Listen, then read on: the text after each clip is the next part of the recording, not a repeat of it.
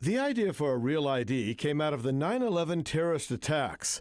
TSA says the goal is to make it harder for terrorists to board an aircraft. In 9/11, the terrorists had 30 separate driver's licenses and identification cards with them.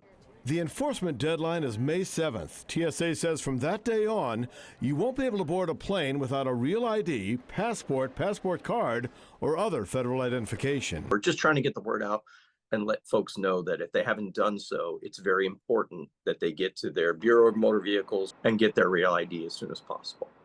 If you want to fly domestically or enter certain federal buildings, you will need that Real ID.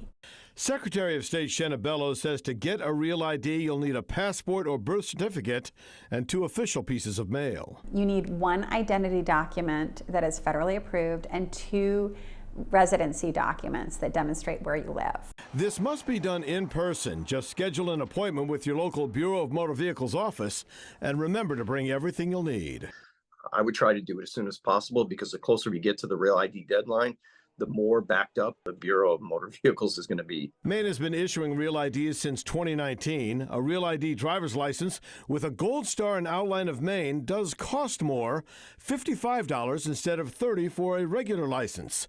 But the Secretary of State encourages every Maine resident to get one.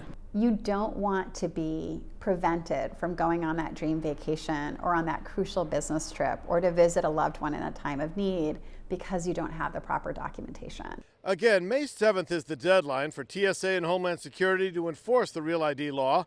So unless you plan to carry your passport or passport card with you, you'll want to get one from the BMV as soon as possible.